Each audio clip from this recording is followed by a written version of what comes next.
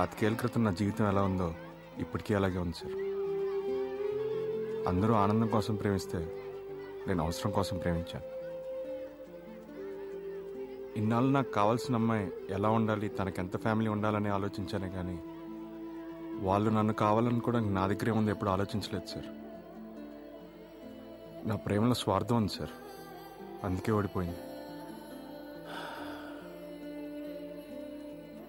దేనికోసం ప్రేమించినా నీ ప్రేమ అయితే నిజంరా. వైషు టిఫిన్ చేసిందా? లేదండి, రాత్రి కూడా భోంచేయలేదు. వైషు! వైషు! ఏంటమ్మా ఇది? వాడు నీ కరెక్ట్ కాదు. నువ్వు సంతోషంగా ఉండాలంటే నా మాట విను. అది కాదు డాడీ, అతనేదో నా వెనక ఓ 2-3 నెలలు క్రేజీగా తిరిగాడని నేను అతని లవ్ చేయలేదు. అతను చాలా కమిట్మెంట్ ఉన్న వ్యక్తి డాడీ. అమ్మాయిలు పెళ్లైన తర్వాత సంతోషంగా ఉండాలంటే కమిట్మెంట్ ఉన్న భర్తతో పాటు అన్ని పంచుకునే కుటుంబం ఉండాలి. నువ్వు ప్రేమించడం తప్పనట్లేదు, వెనక ముందు ఎవరైనా ఒక అనాథను ప్రేమించడం తప్పు. అయినా గాని డాడీ, అతను లేకుండా నేను ఉండలేను. నువ్వుండలేమేమో, వాడుంటాడు. వాడు నన్ను కలిస్తే నా కూతుర్ని నీకు ఇవ్వాలా వద్దా అని నా ప్లేస్ లో ఉండి 2 నిమిషాలు ఆలోచించమంటే 2 సెకండ్లు కూడా ఆలోచించలేదు. వైషు నాకొద్దని వెళ్ళిపోయాడు. నేను నమ్మను డాడ్. నమ్మరు? నమ్మితే కూతురు ఎందుకు అవుతారు? వాడు చెప్తే నమ్ముతావా? వింటావా? ఇదిగో.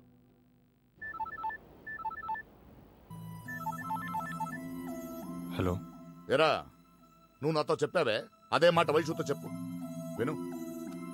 హలో, స్పీకర్ ఆన్ చేసి మాట్లాడు, లేకపోతే వీళ్ళందరూ నన్ను విలన్ అనుకుంటారు. చెప్పరా. హలో గౌతమ్. వైషు. ఏంటి డాడీతో అలా అన్నావంట? నిజమే వైషు. నీకేమైనా పిచ్చా? ఏం మాట్లాడుతున్నావు? మీ నాన్న చెప్పింది నిజమే, ఆయన మాటను. అంటే? అంటే ఏం లేదు, నీకదే మంచిది అంటున్నాను. నేను యూఎస్ వెళ్ళిపోదాం అనుకుంటున్నాను సార్. ఏంటంత సడన్ గా? ఏం జరిగిందిరా? వాళ్ళ ఫాదర్కి వైషు నాకు ఇవ్వడం ఇష్టం లేదు సార్. సర్లే, అమ్మాయి మిస్ అయిందంటే ఇంతకన్నా బెటర్ అమ్మాయి, బెటర్ ఫ్యామిలీ నీకోసం వెయిట్ చేస్తుంది అనమాట. You got to take like that. ఇంకో 15 days లో వీసా అరేంజ్ చేస్తాను. Get ready to fly. Thank you sir.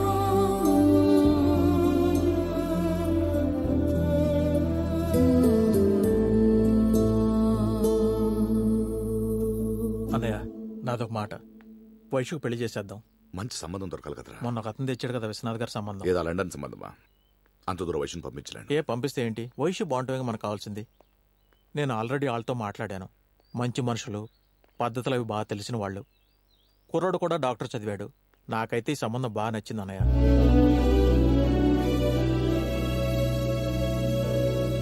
సరే, పిలిపించు.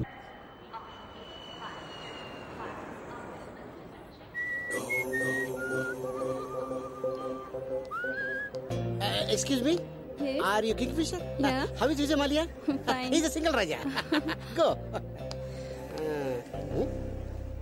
హలో, ఏంటి టెన్షన్ పడుతున్నావు? ఎయిర్పోర్ట్ రావడం ఫస్ట్ టైమా? కల్లో కూడా అనుకోలేదు కదా ఎయిర్పోర్ట్ ఇలా చూస్తానని. వీళ్ళందరూ ఫ్లై కార్డ్స్ పెట్టినా నువ్వు పట్టుకోలేదేంటి? ఆ కంపెనీని బేరం పెట్టారంట, కొంటావా? ఇదే, నేను దేని భరిస్తాను కానీ క్రియేటివ్ నాన్సెన్స్ భరించను. డబ్బులు తీ. ఏం డబ్బులు? కమిషను. ఏ అడకపోతే రొక్కేద్దాం అనుకున్నావా? నువ్వు చాలా మంది మీడియేటర్లు చూసుంటావు. నేను టోటల్ సపరేట్. పెళ్లి చూపుల నుంచి ఫస్ట్ నైట్ దాకా ప్రతి దాంట్లో నా ఇన్వాల్వ్మెంట్ ఉంటుంది. అంటే చెప్తారు. మా ఊళ్ళో సుప్రాజ్ ఒకడు నువ్వు ఒకడు తాళ్లా పెరిగారు, బ్రెయిన్ పెరగలేదు. ఇండియాలో జనాలకి క్లారిటీ తక్కువ, వాళ్ళు కన్ఫ్యూజ్ అయ్యి మనల్ని కన్ఫ్యూజ్ చేస్తుంటారు. మనం మాత్రం క్లారిటీ మిస్ అవ్వకూడదు. Okay okay, is that clear? అదిగో వచ్చారు. నమస్కారం ఇస్తాను గారు. Welcome to India, James Cameron. ఏంటి సర్కస్ లో కొత్తలాగా చేయి ఒప్పుతున్నావు? ప్లేకార్డ్ పట్టుకోవాలని తెలీదా? ఫస్ట్ టైం వచ్చావు ఎయిర్పోర్ట్ కి? అందుకే అడిగింది. ఎక్స్ట్రా చేయకు, మధ్యప్రదేశ్ లో మండుతుంది. నన్ను ఈజీగా గుర్తుపడతానేమో అనుకున్నాను సార్. ఎలా గుర్తుపడతాను? నువ్వేమైనా చిరంజీవివా బాలకృష్ణవా ఈజీగా గుర్తుపట్టడానికి? మంకీసాలా. మీరు జర్నీ చేసి వచ్చారు కదా, బాగా టైట్నెస్ గా ఉన్నట్టున్నారు. ఎందుకు టైర్డ్? నేనేమి లండన్ నుంచి పరిగెత్తి రాలేదే. అక్కడ ఫ్లైట్ ఎక్కాను, ఇక్కడ దిగాను. సార్, బావగారు బాగా క్లారిటీగా ఉన్నారు. ఈయన రఘుపతి నాయుడు గారు తమ్ముడండి. అవునారా? హలో బావగారు. వీళ్ళంతా ఎవరు? వీళ్ళందరూ వాళ్ళ మనుషులండి. మనుషులు అంటే వెనకాల ఉంటారండి. వెనకాల ఉండి ఏం చేస్తుంటారు? మీ కాయ నొప్పి వచ్చింది అనుకోండి, ఏ కాయ? తలకాయ అమృతాన్ని రాస్తాడినా, మీకు బాడీ పెయిన్స్ అనుకోండి మసాజ్ చేస్తాడినా, అతను డ్రైవింగ్ చేస్తాడు. ఇదే క్లారిటీ. క్లారిటీగా చెప్పు. క్లారిటీ లేకపోతే నేను కాఫీ కూడా తాగను. బాగా క్లారిటీ ఉన్నారు బాబు గారు. లండన్ కదా బాబు గారు. వెళ్ళండి అమ్మా.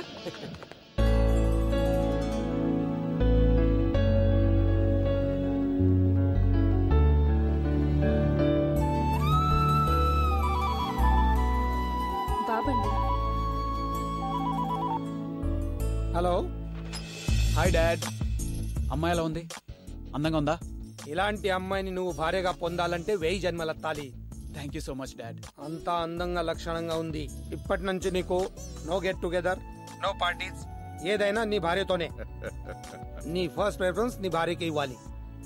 ఈ కండిషన్ కి ఓకే అంటే నేను ఓకే చెప్తాను. Sure dad, no doubts. Okay, good boy. మీరు మీ అబ్బాయి చాలా క్లోజ్ ఫ్రెండ్స్ అనుకుంటాను. మా ఇంట్లో అందరం అంతేనండి, చిన్న పెద్ద తేడా ఉండదు. ఎవరన్ని పనుల మీద ఉన్నా నైట్ డిన్నర్ కి మస్ట్ అండ్ షుడ్ గా అందరం కలుస్తాం. ఎవరికి ఏ ప్రాబ్లం వచ్చినా అందరం షేర్ చేసుకుంటాం. అప్పుడే కదండి అత్త అయినా, కూతురు అయినా, కొడుకు అయినా, కోడలైనా అందరూ హ్యాపీగా ఉండేది. అని నేనే మాట్లాడుతున్నాను, మీరేం చెప్పట్లేదు. చూశారుగా నా ఫ్యామిలీ. తన చదువు, కెరియర్ తనకు వదిలేశాను. ఒక పెళ్లి విషయంలో మాత్రం నేను చూసుకుంటున్నాను. అన్ని జాగ్రత్తలు తీసుకోవాలి కదండి. మీ గురించి చాలా బాగా విన్నాను. It's great privilege to getting relation with you and your family. Thank you so much. Me family గురించి కూడా చాలా విన్నాను. మీలాంటి మంచి ఫ్యామిలీలోకి నా కూతుర్ని పంపిస్తున్నందుకు నాకు చాలా సంతోషంగా ఉంది. ఓ వారం రోజుల మంచి ముహూర్తం చూసుకుని పెళ్లి జరిపించేద్దాం. బావగారు, ఒక 5 నిమిషాలు మీతో మాట్లాడాలి. కట్న కానుకల గురించి అయితే అక్కర్లేదు, ఇక్కడే మాట్లాడుకుందాం. మేమంతా ఒకటే. No it's personal. Please come. Why not? రండి, చెప్పండి. ఎలా చెప్పాలో అర్థం కావట్లేదు. ఏం లేదండి, ఈ సంబంధం కలుపుకోవడం మనకు హ్యాపీగానే ఉంది. కానీ అసలు వాళ్ళకి ఇష్టం లేనట్టుగా ఉంది. మీ ముఖంలో ఉన్న ఆనందం మీ అమ్మాయి ముఖంలో లేదు. లేదండి, ఒక చిన్న డిస్టర్బెన్స్ అయితే జరిగింది, బట్ ఇప్పుడంతా క్లియర్ అయిపోయింది. క్లియర్ అయిపోయిందని మనం అనుకుంటున్నాం, కానీ మీ అమ్మాయి ముఖంలో అది లేదు. ఈ రోజుల్లో కుర్రాళ్ళు ఎలా ఉన్నారు, పెళ్లి అయిన తర్వాత కూడా హైరాస్ చేస్తున్నారు. ఇలాంటివి మా ప్లేస్లో అయితే ఇంకా ఎక్కువ. మా అమ్మాయిని పెళ్లి చేసుకుని తీసుకెళ్ళాక ఆ కుర్రాడు అక్కడికి వచ్చి గొడవ చేస్తే లీగల్ గా మాకు చాలా ప్రాబ్లమ్స్ వస్తాయి. ఇలాంటి ఇష్యూలు నేను చాలా చూశాను. మీరు మరీ ఎక్కువగా ఊహించుకుంటున్నారు. జరిగేదే ఊహించుకుంటున్నాను. నేను మిమ్మల్ని అనుమానించడానికో లేక అవమానించడానికో కాదు. క్లియర్ అయిందని అంటున్నారు కాబట్టి ఒక చిన్న రిక్వెస్ట్. ఈ పెళ్లి ఆ కుర్రాడు కళ్ళ ముందు జరగాలి. అతను చూస్తుండగా మా అబ్బాయి మా కొడలు మేడలో 3 ముళ్ళు వేయాలి. అప్పుడే నాకు స్ట్రాంగ్ విట్నెస్ ఉంటుంది. నాకు మీ సంబంధం వదులుకోవడం ఇష్టం లేదు, అందుకే చెప్తున్నాను. తర్వాత మన మధ్య మనస్పర్ధలు రాకూడదు. You're right. మీ నిజాయితీ నాకు నచ్చింది. మనసులో ఏదో పెట్టుకుని పెళ్ళైన తర్వాత బాధపడే కంటే ఇప్పుడే అంత క్లియర్గా ఉండటం బెటర్. ఇలా అన్ని విషయాలు ఓపెన్గా డిస్కస్ చేసే ఫ్యామిలీ నాకు కావాలి. నా కూతుర్ని వైష్ణవి అని పిలవకుండా కోడలు అన్నారు. ఆ మాట నాకు చాలు. నా కూతురు మీ ఇంట్లో హ్యాపీగా ఉంటుందని నాకు అనిపిస్తుంది.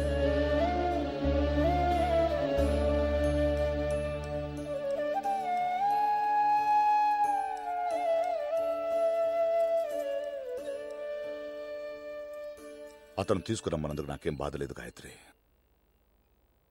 కానీ అంతవరకు మనం ఎందుకు తెచ్చుకోవాలి? ఒక ఆడపిల్ల తప్పు చేస్తే దాన్ని సరిదిద్దుకోవడానికి ఆ అమ్మాయికి కొంచెం టైమే పడుతుంది. కానీ అమ్మాయి తండ్రికి దాన్ని సరిదిద్దడానికి జీవితకాలం పడుతుంది. సరే, వాడిని పిలిపిస్తాను. నా కూతురు బాగుండడానికి ఏమైనా చేస్తాను. రాడు, ఇంకో 10 రోజులు అమెరికా వెళ్ళిపోతున్నాడు వాడు. పిల్లనేమో పొమ్మన్నాడంట కదా, ఏ మొహం పెట్టుకుని మిమ్మల్ని పంపించాడు? ఏమండి, దయచేసి వాడు మా నాన్న వదిలేయండి.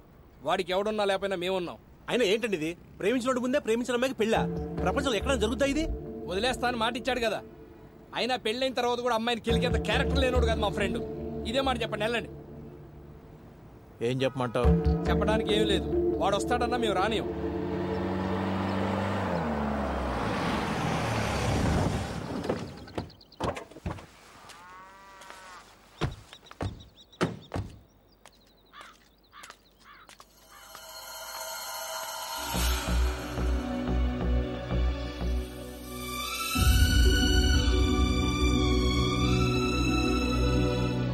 నన్ను కూడా ఒక పెద్ద ప్రేమ ఉన్న ఫ్యామిలీలో పంపించి నా రుణం తీర్చుకోండి. మనం భోజనం చేయకపోతే మన కోసం ఒక 10 మంది ఉమ్మడి కుటుంబాలు వర్తిల్లాలి. అసలు జాయింట్ ఫ్యామిలీ అమ్మాయిని చేసుకుంటే జీవితం ఎంత అందంగా ఉంటుందండి.